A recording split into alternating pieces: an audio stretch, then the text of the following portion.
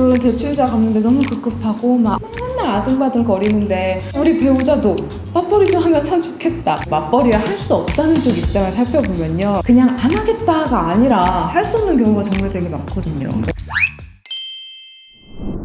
안녕하세요. 이혼 전문 변호사 박희연입니다. 네, 안녕하세요. 김정세 변호사입니다. 요 몇 년 사이에 이혼 상담을 하면서 느끼는 건데, 아니 이게 시대가 변하면서 이혼을 하고 싶어하는 이유들도 조금씩 변하시는 것 같아요. 맞아요. 예전에는 왜 이혼하려고 하시냐 여쭤보면 외도 아니면 폭력, 아니면 돈 문제, 이렇게 세 개 중에 하나였거든요. 대부분이. 지금도 물론 외도, 폭력, 금전 문제가 단골 이혼 사유이긴 한데, 요즘 들어서 특히 젊은 부부들 사이에서 좀 특이하게 맞벌이 이야기가 자주 나오더라고요. 맞아요. 맞벌이가 이혼 사유가 대단히, 이거 좀 예상 외지 않으세요? 맞벌이가 대체 왜 이혼 사유로 뜨고 있는지 오늘 이야기 나눠보도록 하겠습니다. 요즘은 둘 중 한 가정은 다 맞벌이를 하잖아요, 주변에. 그렇죠. 우리만 해도 그렇죠. 맞아요. 그만큼 이제 맞벌이가 흔해져서 그런지 이것 때문에 갈등이 일어나는 경우가 종종 있어요. 맞벌이 때문에 갈등이 일어났을 때 가장 많이 듣는 이야기는 왜 상대방은 맞벌이를 안 하려고 하느냐, 또 반대로 왜 자꾸 상대방이 나한테 맞벌이를 강요하느냐, 맞벌이를 하느냐 안 하느냐 가지고 그렇게들 많이 싸우세요. 맞벌이를 원하는 쪽과 할 수 없다는 쪽, 둘 다 나름의 입장과 이유가 있죠. 맞벌이를 원하는 분들은 아무래도 경제적인 이유를 그렇게 되죠. 외벌이만으로 아주 넉넉하게 잘 버는 경우는 많이 없잖아요. 야근도 하고 주말 출근에 외근도 하면서 더 많은 돈을 벌기 위해 정말 열심히 일하는데도 적자만 늘어나고 경제적으로 나아지는 게 보이지 않으면 배우자에 대한 원망이 커지기 마련이거든요. 맞아요. 네, 그 와중에 맞벌이 하는 다른 집 얘기도 들어보면 해외여행 갔다 왔다 하지, 되게 좀 여유롭단 말이에요. 근데 우리 집은 대출자 갚는데 너무 급급하고 막 아이 학원비 이제 내기도 어려워가지고 맨날 아등바등 거리는데 우리 배우자도 맞벌이 좀 하면 참 좋겠다, 이렇게 생각을 할 수 있는 거죠. 그렇죠. 그래서 상대방 배우자에게 이제 맞벌이 얘기를 꺼냈는데 싫어해요.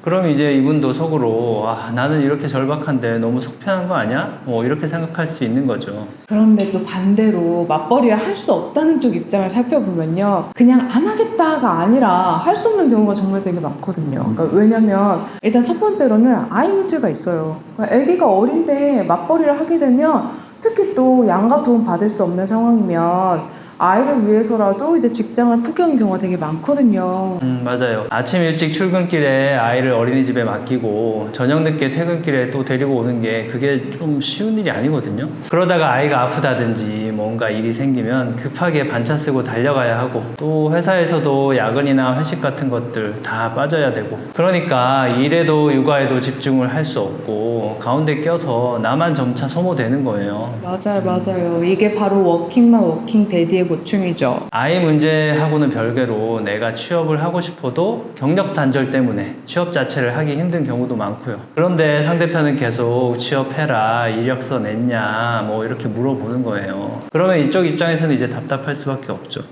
맞벌이 때문에 자주 싸우는 이유 중 하나가 맞벌이를 하느냐 마느냐 라고 말씀드렸잖아요. 그거 말고 또 자주 나오는 불만이 집안일을 누가 하느냐, 애는 누가 보느냐, 이런 거예요. 두 사람이 똑같이 일을 하는데도 난 죽어도 아내가 아침을 차려줘야 한다, 이런 분들이 계세요. 근데 육아에 대해서도 나는 육아 잘 모른다, 내가 애 안 하면 애가 자꾸 울기만 한다, 이러면서 상대방한테 그냥 떠넘기시는데, 그럼 당연히 상대방이 그 일을 다 맡아서 하는 수밖에 없잖아요. 그렇게 한 명한테 이제 막 부하가 쌓이면 당연히 불만이 생길 수밖에 없어요. 또는 남편이 더 잘 벌고 아내가 소득이 좀 낮다든지 해서 두 사람 간에 소득 차이가 있을 때 남편이 아내 보고 넌 돈도 적게 버니까 그만큼 더 집안일을 해라, 이렇게 요구하는 경우도 다툼이 생기겠죠, 당연히. 그럼 어느 한쪽이 맞벌이에서 외벌이로 넘어가면 어떻게 될까요? 한 사람은 돈을 벌고 한 사람은 가사랑 육아를 전담하면 되니까 문제가 해결될까요? 그런데 또 그렇지만도 않아요. 그러니까 가사노동은 부부가 반반으로 해야 한다, 이런 인식이 요즘 많이 확산이 됐잖아요. 그런데 하루 종일 힘들게 일하고 들어온 사람 입장에서는 또 이 집안일을 딱 반반 나눠서 하자 이러면 뭔가 불합리하게 느껴질 수 있단 말이에요.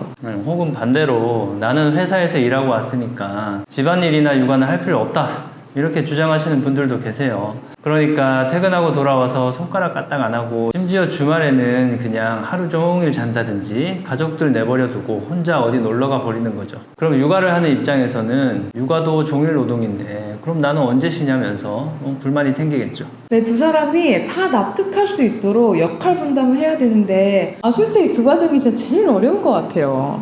두 분도 맞벌이하면서 육아도 같이 하시니까 이런 상황들에 좀 공감을 하실 것 같아요. 맞벌이하면서 생기는 갈등들을 좀 현명하게 해결할 팁이 있을까요? 사실 이제 저희 같은 경우는 운이 좋은 케이스인 것 같아요. 그러니까 두 사람이 같은 직업 가지고 있잖아요. 그리고 하물며 같은 직장에 다니고 있어요. 그러니까 서로 얼마나 힘들게 일하는지 두 눈으로 직접 확인을 할 수 있고 어떤 스트레스를 받는지 지금 일이 얼마나 많은지 이거 공감이 바로바로 되는 거예요. 그러니까 또 상대방이 이제 나갔고 내가 또 상대방 갔고 그러니까 불만이 별로 없거든요. 근데 이건 정말 특이한 케이스고 대부분의 가정은 서로 하는 일도 다르고 입장도 너무 다르기 때문에 상대방을 이해하기 쉽지 않은 환경이죠. 갈등이 생기는 게 어찌 보면 당연하죠. 맞아요. 그런 상황 속에서 갈등을 현명하게 줄이려면 역시 대화와 이해, 배려 가장 중요하다고 생각합니다. 예를 들어서 남편이 세탁을 맡아서 하기로 했어요. 근데 회사 일이 바빠서 계속 집에 늦게 들어오는 거예요. 그러면 이제 집에 있는 사람이 좀 대신 해줄 수 있는데 그게 남편 몫이야 이러면서 안 해주는 경우가 있단 말이에요.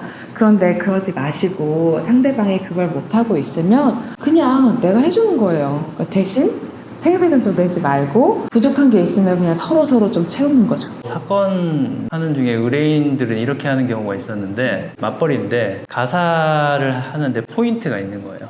뭐 예를 들어서 설거지를 하면 뭐 1포인트, 화장실 청소를 하면 뭐 5포인트 이렇게 거예요? 서로 포인트를 쌓아 나가면 이제 비교가 되는 거예요. 포인트가 낮은 사람이 더 해야 되는 거지. 와. 저는 그것도 참 괜찮아 보이더라고요. 야, 이거 진짜 신박하다. 이런 식으로 두 분이 좀 이제 맞춰 나가는 방법이 많으니까 그것도 한번 고민을 해보시고, 그리고 뭐 내가 상대방보다 일을 더 많이 하고 있는 것 같아도 그걸 서운해 한다거나 손해보고 있다고 생각하기보다는 상대방도 힘들 테니까 내가 조금만 더 수고하자 라는 마음으로 지내면 서로 싸울 일이 없을 거예요. 이게 잘 되면 얼마나 좋아요, 그죠? 이게 진짜 제일 어려운 거예요. 그리고 이것도 되게 중요한 것 같아요. 상대방이 하는 배려를 잘 눈치채는 거. 이거 진짜 중요해요. 이거 김 교수님 좀 잘하시거든요. 아무리 배려를 잘해줘도 상대방이 그거를 당연하게 생각을 하면 배려해주고 싶은 마음이 싹 사라지겠죠. 그러니까 작은 배려에도 감사하고 그걸 또 말로 표현하고, 간단해 보이겠지만 이런 감사 표현만 잘해도 정말 놀라울 정도로 싸울 일이 줄어들 겁니다. 오늘 이 이야기는 여기까지 하겠습니다. 구독, 좋아요 눌러주시고요. 다음 영상에서 찾아뵙겠습니다. 저는 이혼 전문 변호사 김정세였습니다. 네, 저는 박희연이었습니다. 감사합니다.